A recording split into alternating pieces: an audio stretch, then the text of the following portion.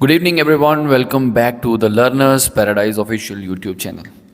आज की इस वीडियो में कंपाउंड इंटरेस्ट के इस क्वेश्चन को हम देखने वाले हैं, समझने वाले हैं कि कंपाउंडेड हाफ ईयरली होती क्या है, चीज़ को समझेंगे किस किस तरीके से इसे किया जा सकता है। वो भी हम देखेंगे कि रेशो मेथड लगेगा, ट्री लगेगा, नहीं लगेगा, कौन सा बेटर है, कौन सा बेस्ट है, इन सब चीज़ों पे हम बात करने वाले हैं।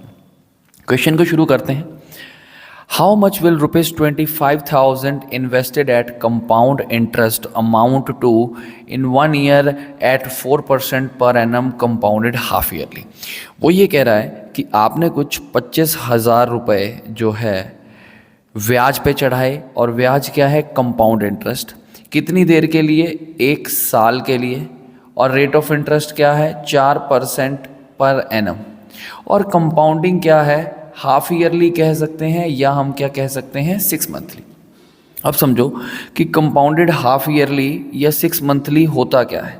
देखिए, कंपाउंडेड हाफ ईयरली का मतलब होता है, कंपाउंड का मतलब होता है कि प्रिंसिपल एंड इंटरेस्ट को इकट्ठे करना, प्रिंसिपल एंड इंटरेस्ट को इकट्ठे करना। तो कंपाउंडेड हाफ ईयरली का मतलब है कि 6 महीने बाद, बेसिकली हर 6 महीने बाद प्रिंसिपल एंड इंटरेस्ट को क्या करना? इकट्ठे।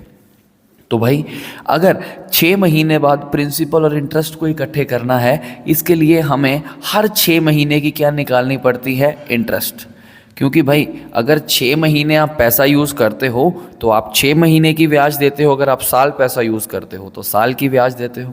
अब इस क्वेश्चन को कैसे किया जा सकता है, क्या अप्रोच रहेगी? फॉर्मूला की हमें ज़रूरत नहीं है, बस सिंपल सी चीज़ हमारे दिमाग में ये होनी चाहिए कि कंपाउंडेड हाफ ईयरली का मतलब ये है कि हर 6 महीने बाद आपने प्रिंसिपल और इंटरेस्ट को क्या करना है? इकट्ठा। अब समझिए, हम ये कहेंगे कि कुछ 25,000 रुपये थे, 25,000 रुपये हर 6 महीने बाद आपने पैसे को क्या करना है? इकट्ठा। तो आप क्या करेंगे? इस एरो का नाम देंगे एक साइकिल। क्या नाम देंगे? एक साइकिल। आप इसे साल नहीं कह सकते, क्योंकि साइकिल काम आता है, हम इसके ऊपर अपनी इंटरेस्ट लिखते हैं। अगर हम इंटरेस्ट लिखते हैं तो हम यहाँ पे 6 महीने की इंटरेस्ट लिखेंगे, क्योंकि हमने 6 महीने बाद प्रिंसिपल और इंटरेस्ट को क्या करना है? इकट्ठे। तो हम क्या कहेंगे कि ये जो साइकिल है, और साइकिल की लेंथ क्या है? 6 महीने, क्योंकि कंपाउंडिंग क्या है? हाफ ईयरली या 6 महीने। अब समझो, 1 साल में अगर आपको 4% ब्याज मिलती है तो 6 महीने में कितने परसेंट मिलेगी? 2%। कितने परसेंट? 2%। अब दूसरी चीज़ हमने यहाँ पे ये देखनी होती है कि ऐसे एरोज या ऐसे साइकिल्स आएंगे कितने। इसके लिए आप जाएंगे टोटल टाइम के पास। आपके पास टोटल टाइम कितना है? 1 साल। और इस 1 साल में कितने 6 महीने होते हैं? 2। तो यहाँ पे 2 साइकिल आएंगे, और हर साइकिल में इंटरेस्ट कितनी आने वाली है? 2% की।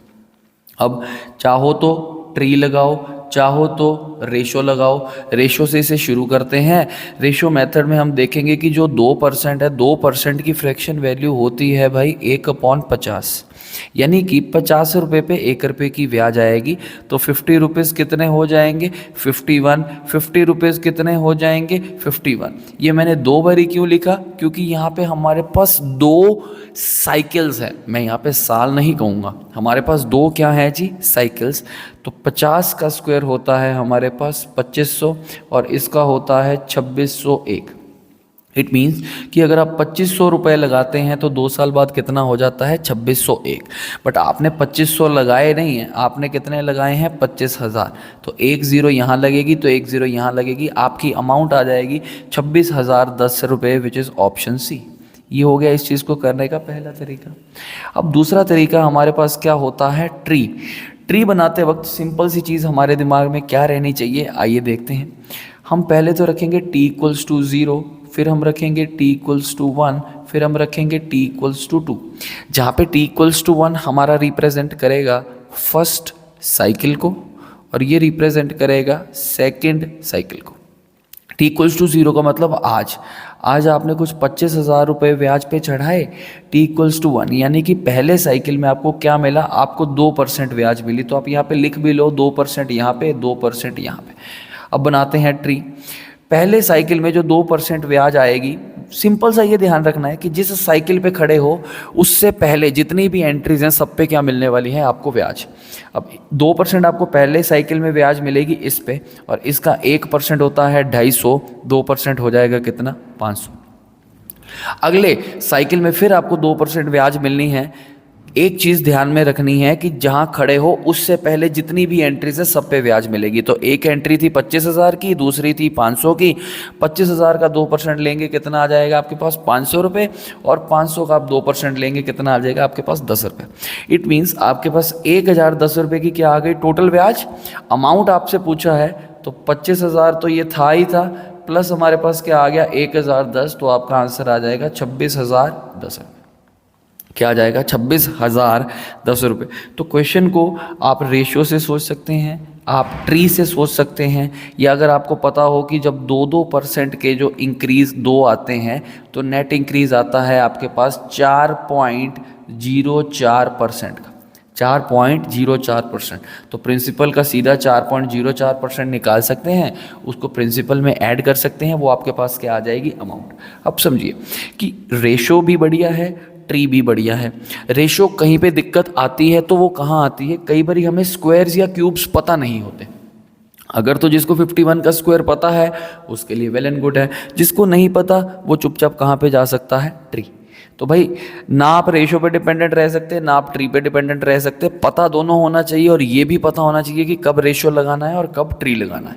रेशो तब लगेगा जब आपके लिए कैलकुलेशन आसान है, आपको स्क्वायर्स या क्यूब्स आते हैं। अगर नहीं आते तो चुपचाप ट्री पे जाओ और ट्री लगाओ। 1 साइकिल, 2 साइकिल, 3 साइकिल जितने भी हैं आप अपना कर सकते हैं। तो कंपाउंडेड हाफ ईयरली का मतलब समझ गए होंगे, कैसे अप्रोच करनी है वो समझ गए होंगे। एक फॉर्मूला भी होता है इसका मनहूस, तो भाई वो तो मैं बताऊंगा नहीं आपको, ठीक है। तो बात ये है कि हमें अंडरस्टैंडिंग होगी तो चीज़ों को कर पाएंगे। अगर बढ़िया लगे तो लाइक कर देना, इस वीडियो को दोस्तों के साथ शेयर कर देना। जो फॉर्मूला में फंसे हुए हैं ना भाई, उनके लिए ये वीडियो ज़रूरी है। Thank you so much.